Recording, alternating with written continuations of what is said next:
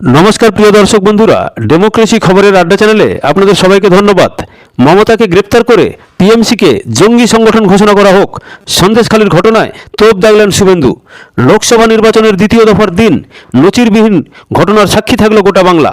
সন্দেশখালীতে উদ্ধার বিপুল অস্ত্রভাণ্ডার, বন্দুক, গুলি, বোমা থেকে বিস্ফোরক। আর সেই সব উদ্ধার করতে নামাতে হলো এনএসজি কমান্ডোকে।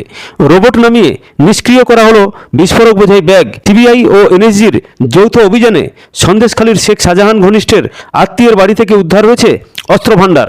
আর এই গোটা ঘটনায় মুখ্যমন্ত্রী তথা পুলিশ মন্ত্রী মমতা বন্দ্যোপাধ্যায়ের গ্রেপ্তারির দাবি জানিয়েছেন বিরোধী দলনেতা শুভেন্দু অধিকারী। সন্দেশখালীর ঘটনার পর এক দলীয় সভা থেকে সংবাদ মাধ্যমের মুখোমুখি হন শুভেন্দু।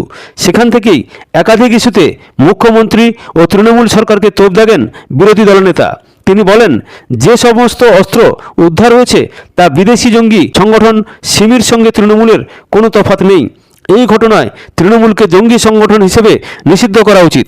সেই সঙ্গে গোটা ঘটনায় পুলিশেরও ভূমিকা রয়েছে বলে সাফ দাবি করেন শুভেন্দু। এক রাজনৈতিক সভা থেকে মমতা দাবি করেন তিনি শুভেন্দু অধিকারীকে রাজনীতিতে নিয়ে এসেছেন। এদিন সেই বিষয়েও ঝাঁঝালো প্রতিক্রিয়া দিয়েছেন নন্দীগ্রামের বিধায়ক। তিনি দাবি খারিজ করে বলেন, আমি রাজনীতিতে এসেছি সতীশ সামন্ত, অজয় মুখার্জি এদের দেখে।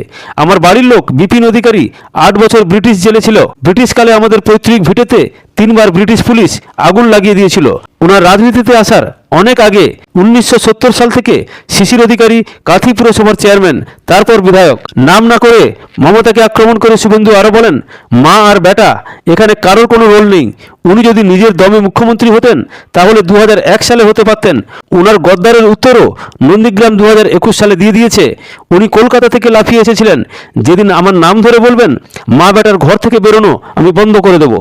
খবরের সঙ্গে থাকবেন, ভালো থাকবেন। ভালো লাগলে চ্যানেলটিকে লাইক এবং সাবস্ক্রাইব করবেন। ধন্যবাদ, নমস্কার।